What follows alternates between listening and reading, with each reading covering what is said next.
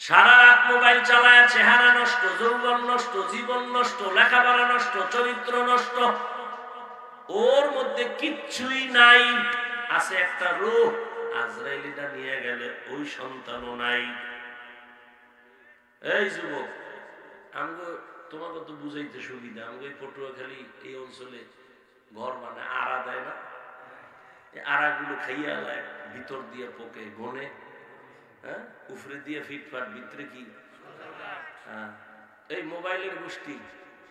আমার কথা যদি মিথ্যা বলে আমি জুতা খাইতে রাজি, তাও সত্য। আমি যা বলতেছি তুই বাসায় যাবি, গুগলে সার্চ দিবি, টাচ মোবাইল চালাইলে শরীরের কি কি ক্ষতি হয় সব ওখানে চিকিৎসা বিজ্ঞানীরা লিখে রাখছে। আমি বলতেছি মিলাবি বাসায় গিয়ে। এই মোবাইলের কারণে কিডনি দুর্বল, হার্ট দুর্বল, ব্রেন দুর্বল, চোখের পাওয়ার কমে, তোমার যৌবন কমে, জীবন নষ্ট, তোমার চরিত্র নষ্ট, কিডনির উপরে আঘাত, তোমার হার্ট দুর্বল, মেধা দুর্বল। অপেক্ষা কর, অল্প দিনের মধ্যেই বিছানায় পড়ে যাবি। চোখ থাকবে, পাওয়ার থাকবে না, কান থাকবে, পাওয়ার থাকবে না, হাত থাকবে, কোনো শক্তি থাকবে না, কিডনি পার্সেন্ট কমে যাবে, হার্ট দুর্বল হয়ে যাবে। দেখো না, সুস্থ মানুষ, কোনো রোগ নাই, ডাক্তার কয় কোনো রোগ নাই, ধাম কইরা নাই, কেউ হঠাৎ কইরা মরে গেছে কেন? একটা গজব আসছে, নতুন মরণ, কি স্ট্রোক করে মরা, বুকে ব্যথা উঠছে, ধর কইতে পারেন, এর মধ্যে নাই। আল্লাহ হেদায়েত দান করেন। রাতের ঘুম শরীরের মহা ঔষধ। আমি তো বয়ান কইরা রাতের ঘুম ঠিক মতো ঘুমাইতে পারি না, তুই কি কইরা রাতের ঘুম মারছো বল? আমি তো বয়ান কইরা গিয়ে ঘুমাইতে অনেক সময় যায়, বাসায় যাইতে যাইতে ফজর পরে একটু ঘুমাই। মাওলারে বলি, আল্লাহ সুস্থ রাখিও, রাতের ঘুম ঔষধ নিতে পারি না তোমার দিনের কাজের জন্য। তুই কি করবি? ও আল্লাহ, তুমি আমারও সুস্থ রাখো, সারা রাত আকাম করছি মোবাইলে। হাসিস না, জিন্দেগিটারে শেষ করে ফেললি। এই মোবাইলের কারণে মায়ের সাথে কি পরিমাণ বেয়াদবি করছো? বালিশে মাথা লাগায় চিন্তা করে, মোবাইলে তোরে বেয়াদব বানায় দিছে। বাবার সাথে আচরণ খারাপ করছো, শিক্ষকের সাথে ভালো আচরণ করো নাই, মোবাইলের কারণে আলেমের সাথে দুর্ব্যবহার করেছো। এই মোবাইলের কারণে মায়ের টাকা চুরি করছো, বাবার টাকা চুরি করছো, মা বাবায় না দেওয়ার পরে বন্ধুর পকেট মারছো, বন্ধুর বন্ধ করে দেওয়ার পরে দোকান চুরির ষড়যন্ত্র করছো। ভালো কোন দিকটা আছে বলতো? আল্লাহ হেদায়েত দান করেন, আল্লাহ হেদায়েত দান করেন। ও আল্লাহ, মোবাইলের গুনাহ থেকে আমাদেরকে হেফাজত করেন। সব মানুষ জাহান্নামে যাবে, চার গুনাহগারা যাবে না। ঈমান আর আমল, এটা আল্লাহর হক। এবার তুমি সন্তানের দাওয়াত দাও। আল্লাহর কাছে যখন সন্তান বলবে, আমার আব্বা আম্মা আমারে দ্বীনের পথে চালায় নাই, এবার আল্লাহ ধইরা ফেলবে, এই তোরে না বিবেক দিছি। কত সন্তান মা বাপ চায় না নামাজ পড়তে, সন্তান নামাজি হয়ে গেছে, মা বাবার কথা অমান্য কইরা। হয়েছে না? তুই পারলি না কেন?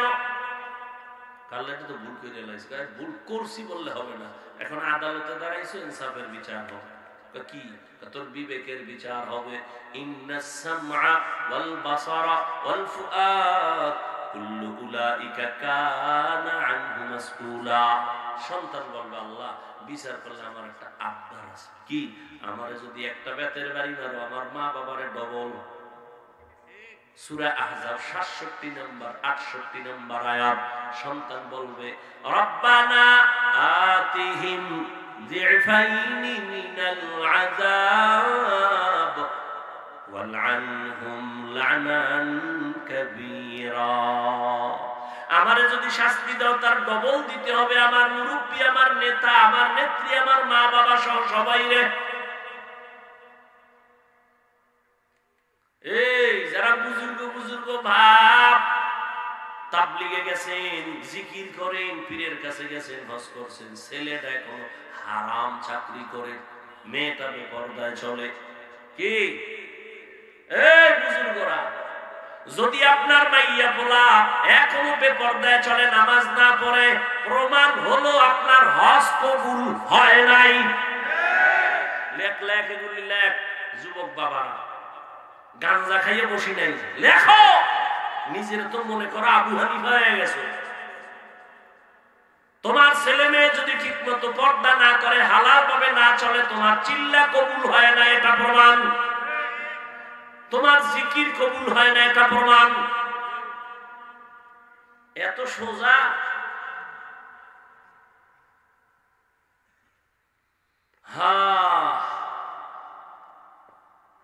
সন্তানের ঈমান আমলের দাওয়াত দাও, বিরোধিতা করলে বাধা দাও, সময়টারে কাজে লাগাও। আসরের শপথ করে আল্লাহ বুঝাইছেন, আসরের কামে লাগাও। আসরের এক অর্থ সময়, 25টা অর্থ আছে আসরের। এর মধ্যে একটা অর্থ আসর মানে সময়। সময়টারে কাজে লাগাও। সময়টারে যদি কাজে লাগাও, তুমিও কাজের হয়ে যাবে। সময়টারে তুমি যদি মূল্যায়ন করো, তোমারও মূল্যায়ন বেড়ে যাবে। দুনিয়ার লাইনও বাড়বে, আখিরাতের লাইনও বাড়বে। যেমন দেখেন না, 11 মাস দোকানওয়ালা দোকানদারি করে, কর্মচারী একজন, ব্যবসা যা হয় টুকটাক, দোকান খোলা 8টা থেকে 8টা। রমাজানে আসলে কর্মচারী 5 জন, দোকান খোলা 24 ঘন্টা। 11 মাসে যা পায়, 1 মাসে তার 13 গুণ পায়। কথা বলেন না কেন? কেন পাইছে? রমজানের কারণে পায়নি, সময় কাজে লাগাইছে। রাতেও খোলা, দিনেও খোলা, কর্মচারী 11 মাসে 1 জন, আর 1 মাসে 5 জন। সময়টারে যখনই মূল্যায়ন করছে, তার ব্যবসার মধ্যে মূল্যায়ন বেড়ে গেছে। দুনিয়াতে যারা লাভবান হয়, একটা কথা মনে রাখবেন, দুনিয়াতে যারা লাভবান হয়েছে, মূল ডিউটি করে কেউ লাভবান হয় নাই, ওভার ডিউটি ছাড়া। ঠিক আখিরাতের লাইনেও যারা লাভবান হবে, মূল ডিউটি করলে হবে না, ওভার ডিউটি লাগবে। 5 বেলার নামাজ মূল ডিউটি ফরজ, সুন্নাত আওয়াবিন ইশরাক তাহাজ্জুদ ওভার ডিউটি নফল। রমজানে রোজা রাখা মুমিনের জন্য মূল ডিউটি ফরজ। সোমবার, বৃহস্পতিবার, আরাফার রোজা, আশুরার রোজা, এগুলো ওভার ডিউটি নফল। বছরে একবার ধনী যাকাত দিবে, মূল ডিউটি ফরজ। ফাঁকে ফাঁকে দান করো, সদকা করো, মাদ্রাসায় মসজিদে এতিম অসহায় গরিব, রাস্তাঘাট কালভার্ট ঠিক করতে, ওভার ডিউটি নফল। জীবনে বাইতুল্লাহ যা, হজ করো, মূল ডিউটি ফরজ। মাঝে মাঝে উমরা করো, ওভার ডিউটি নফল। নফল যত করবা তত তোমার মূল্য বাড়বে আল্লাহর দরবারে। ওভার ডিউটি করিয়া মূল্য বাড়াও, সময়টারে কাজে লাগাইও। আখিরাতের লাইনেও যারা সময়টারে কাজে লাগায়, তারা দামি হয়ে যায়। যত বড় বড় আল্লাহওয়ালাদের নাম শুনে, এরা 1 সেকেন্ড সময় অনর্থক কাটায় নাই। হাকিমুল উম্মত, মুজাদ্দিদুল মিল্লাত শাহ আশরাফ আলী থানভী লিখতেছেন, 1000-এর উপরে কিতাব লেখছে। আবার খানকায় মানুষের বয়ানও করছে, আবার ক্লাসও করাইছে। এত কিতাব লেখছে যেগুলি পড়তে গেলে 1000 মানুষ যদি 1000 বছর বাঁচে, এরপরও শেষ করতে পারবে না। হাকিমুল উম্মত আশরাফ আলী থানভীর এই পরিমাণ কিতাব লেখা, কেমনে লেখলেন? সময় পাইল কই? সময়টারে এমন কাজে লাগাইছেন, কলম দিয়ে লিখতেছে, আজান হয়ে গেছে, খাতার উপরে কলম তুইয়া নামাজে। এক আল্লাহর বান্দা অন্তর চক্ষুওয়ালা, তাকায় দেখে কলম ঘুমায় না, একা একা লিখতেছে। আপনি সুবহানাল্লাহ কইছেন, নাউজুবিল্লাহর অভাব নেই।